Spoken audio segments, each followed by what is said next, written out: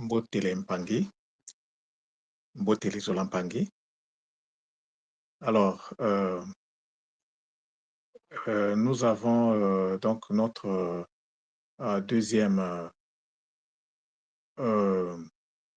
communication qui, elle, est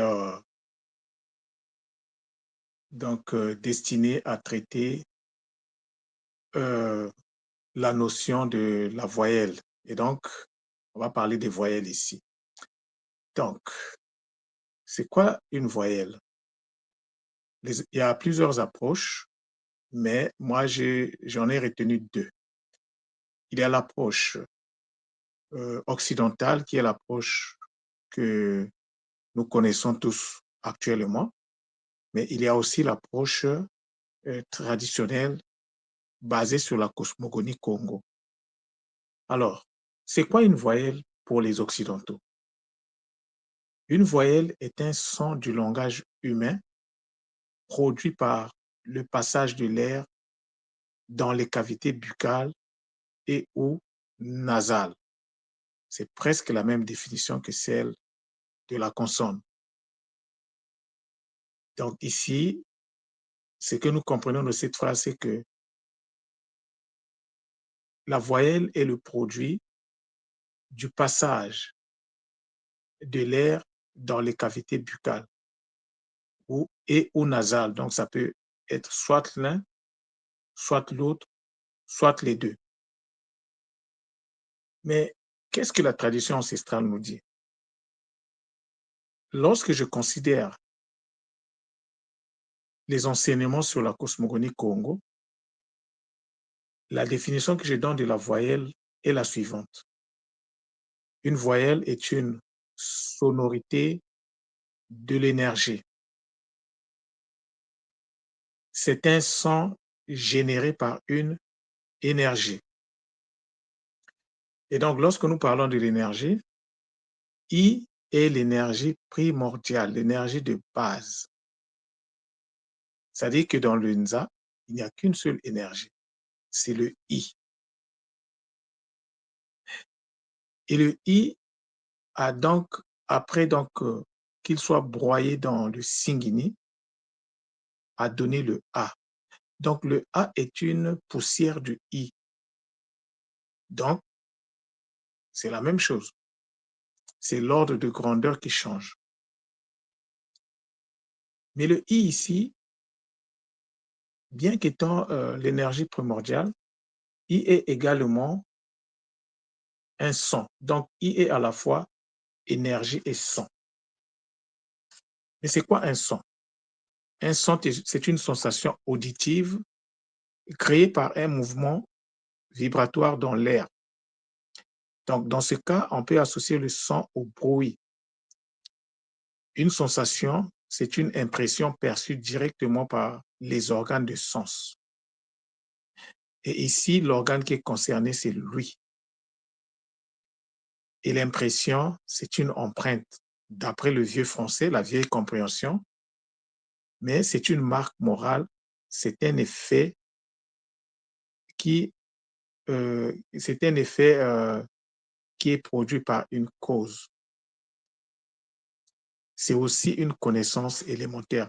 Ça, c'est des choses que j'ai tirées de ce qui est publié à travers le net, dans les dictionnaires, les différents dictionnaires Robert et tout. J'ai vu dans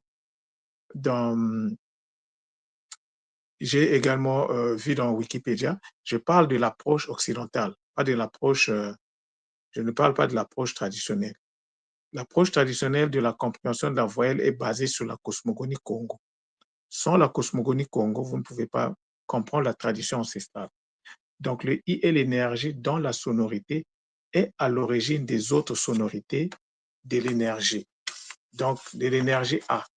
Parce que le I donne le A lorsqu'il est broyé et le A va se comporter d'une certaine façon selon la direction qu'il va prendre. Donc, le A en lui-même, c'est une énergie qui descend. C'est l'énergie de la dimensionnalisation, c'est-à-dire que l'énergie qui descend dans la dimension. L'énergie qui descend sur le plan matériel, sur le plan terrestre. Lorsque l'énergie en question descend, c'est dans le A. Mais avant de descendre, il est d'abord broyé. Et le A est donc le son du I lorsqu'il descend dans la matière, lorsqu'il descend dans la dimension ou sur le plan terrestre. Ça, c'est le A. Mais le OU, c'est quoi? Le OU, c'est le son que produit le A lorsqu'il enfante un autre A. Donc, nous avons ici la reproduction. Et le A est le seul son énergétique qui peut procéder à l'enfantement d'un autre son énergétique, qui est le A. Et le E, c'est quoi? Le E, c'est le son du A lorsqu'il est reçu. Le O est le son du A lorsqu'il monte. Donc le A, comme je disais tantôt, c'est le I broyé par le Singini à sa sortie du Nzi. Le A est donc le son de l'énergie du Nza. La compression consciente du A donne le Mba. Le Mba, c'est l'énergie qui fait fonctionner le Nza. Alors, le Nza est donc, le fonctionnement du Nza est assuré par l'énergie compressée lorsque le A, donc l'énergie, le son A est compressé, ça nous donne donc le Mba. Et c'est le Mba qui gère l'univers, le cosmos. Cependant, les énergies dans le Nza se déplacent dans toutes les directions, de haut en bas, de gauche à droite, de droite à gauche, de bas en haut. Et lorsqu'une énergie tourne sur sa base de façon circulaire, lorsqu'une énergie tourne sur une base, c'est-à-dire que sur un plan, ça ne monte pas, ça reste sur le même niveau sur un plan donné, à une certaine vitesse et sans interruption, cette énergie finit par monter, par s'élever. Alors, donc, le déplacement circulaire, c'est ce qu'on appelle par cycle. Donc, l'énergie fait des cycles. L'énergie se comporte de façon cyclique. Et le cycle continu représente un wunga, c'est-à-dire une spirale, pardon. Et c'est ce qui a été cristallisé dans l'escargot. C'est ce qui a été imprimé au niveau des montagnes, ce qu'en Kikongo on appelle mongo, ou des tourbillons. La prise en compte des sonorités énergétiques nous donne un décompte de 5. Le Y ne fait pas partie des voyelles lorsqu'on se fonde sur la cosmogonie Congo. Parce que le Y, c'est le I des Grecs. Donc, lorsqu'on compte donc toutes les sonorités, les voyelles, nous avons le 5. Et le 5, en Kikongo, c'est dit Tanu. C'est quoi Tanu? Donc, Tanu, on peut donc l'expliquer comme donc une extériorisation T, ça c'est le Ta, une extériorisation T de l'énergie dimensionnée A. À nous, c'est quoi? À nous, c'est une connexion équilibrée qui enfante une autre énergie. Parce que nous avons le OU à la fin, et le OU, c'est l'énergie, donc c'est le A qui enfante. Donc, à nous, c'est une connexion équilibrée, Ana, qui enfante une autre énergie, à nous.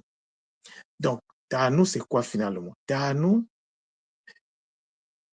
nous devons le prendre en fait en termes de mantra. Donc, en termes de mantra, Tanu nous donne des directives. Donc, Tanu, en fait, ça consiste en tant que mantra à vocaliser le son à nous. C'est ça ta nous.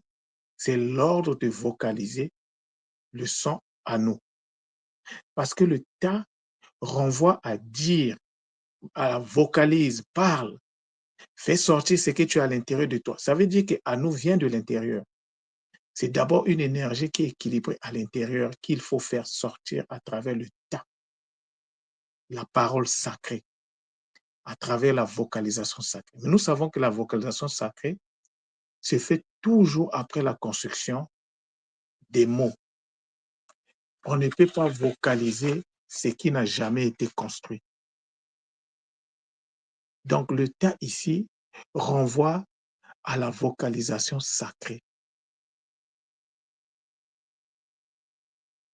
Ta-nous, à l'intérieur de ce mot, il y a une directive.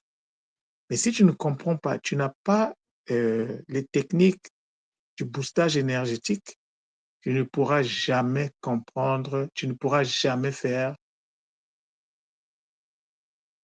la vocalisation de à nous. Donc, si les ancêtres nous demandent de vocaliser à nous, parce que c'est important, parce que ça permet de construire des connexions équilibrées en nous, énergétiquement parlant. Mpangi. Donc, Zola, Zola, Zola, Matondo.